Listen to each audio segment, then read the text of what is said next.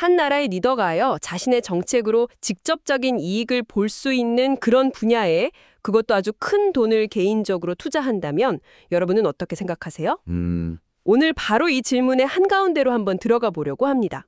바로 도널드 트럼프 전 대통령의 최근 대규모 채권 투자, 그리고 그 뒤에 숨어있는 이해충돌 가능성에 대한 이야기입니다. 이게 단순히 누가 돈을 벌었다 이런 차원의 문제가 아니잖아요. 그렇죠. 공적인 권한을 가진 사람이 내리는 결정하고 또 그 사람의 사적인 이익 사이의 경계를 과연 어디에 거어야 하냐, 이런 아주 근본적인 질문을 던지는 사안이거든요. 시작부터 그 규모가 어마어마하더라고요. 작년 8월 말부터 10월 초까지 정말 딱 2달 정도 되는 기간에 사들인 채권 규모가 최소 8,200만 달러, 네. 많게는 3억 3,700만 달러가 넘는다고요. 아니, 3억 달러면 우리 돈으로 거의 4천억 원인데 이걸 그렇게 짧은 기간에 투자했다니 좀 놀랍네요. 그렇죠. 그리고 우리가 오늘 다루는 이 모든 내용이 무슨 비밀 정보가 아니라요. 1978년에 만들어진 정부 윤리법에 따라서 모두에게 공개된 금융기록에 기반하고 있다는 점도 중요해요. 원래 다 공개하게 되어 있는 거군요. 네, 그러니까 투명성을 위해 만든 제도가 역설적으로 이런 논란의 근거를 제공하고 있는 셈이죠. 그렇군요. 그럼 그 4천억 원에 가까운 돈이 대체 어디로 갔는지 한번 들여다보죠. 2달 동안 거래 건수만 175건이 넘었다던데 주로 어디에 투자한 건가요? 네, 대부분은 시나 주정부가 발행하는 비교적 안전자산인 지방치였어요. 네. 하지만 정말 흥미로운 지적은 바로 기업 채권 투자 목록에 있습니다. 특정 산업 분야의 아주 대표적인 기업들이 눈에 띄게 포함되어 있거든요. 어떤 기업들이죠? 우선 기술 분야를 보면요. 브로드컴, 퀄컴 같은 반도체 거물들이 있고 페이스북의 모회사인 메타도 있어요. 메타도요? 네. 그리고 소매 분야에서는 홈디포나 CVS 헬스 같은 기업들이고요. 그리고 가장 주목해야 할 부분이 바로 금융 분야인데 골드만삭스, 모건 스탠리, JP 모건. 와, 잠깐만요. 거의 월스트리트의 핵심 플레이어들은 다 들어있는 거 아니에요? 맞습니다. 실리콘밸리와 월스트리트의 거물들이 다 모여 있는 거죠. 그런데 이게 그냥 좋은 회사, 우량 기업에 투자한 걸 넘어서는 문제라고 하셨잖아요. 그건 무슨 의미인가요? 바로 이 기업들이요. 트럼프 행정부 시절 정책의 방향과 아주 깊은 관련이 있다는 점 때문입니다. 정책 방향이요? 네.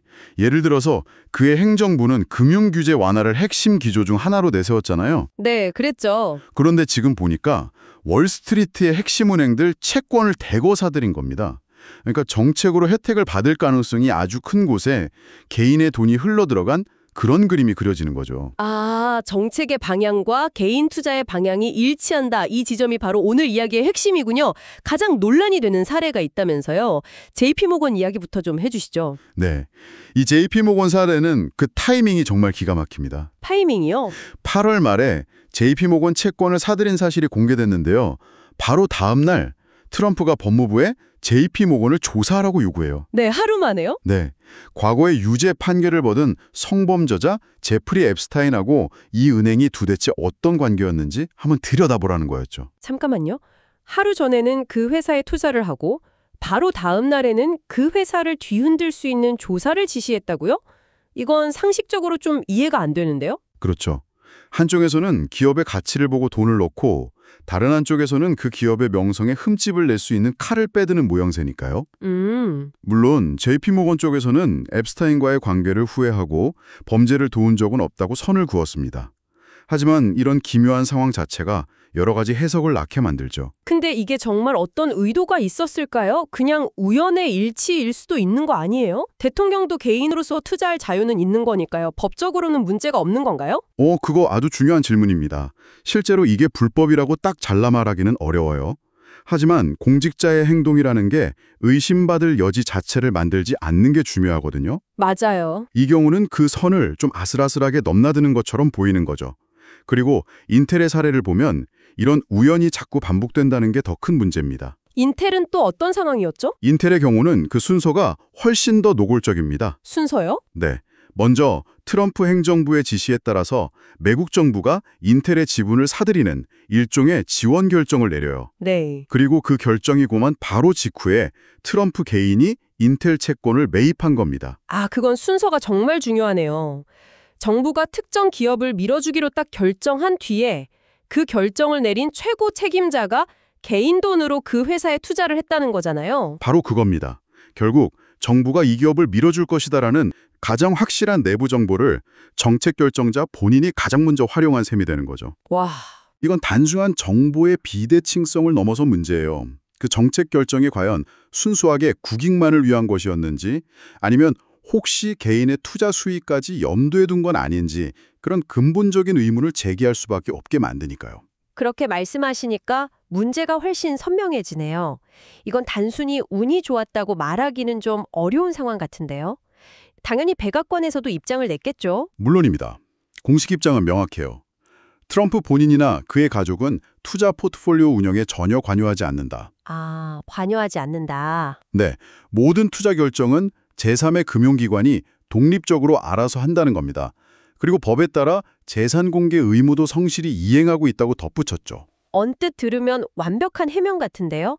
나는 전혀 몰랐고 전문가가 알아서 한 일이다 이거잖아요? 그렇죠. 그런데 이걸로 논란이 끝나지 않는 이유는 뭔가요? 그 제3자 관리라는 방화벽이 과연 실제로 완벽하게 작동하고 있느냐, 여기에 대한 의문 때문입니다. 아, 과거 트럼프는 자신의 회사들을 자녀들이 감독하는 신탁에 맡겨서 이해충돌 소지를 원천 차단했다고 공언했어요.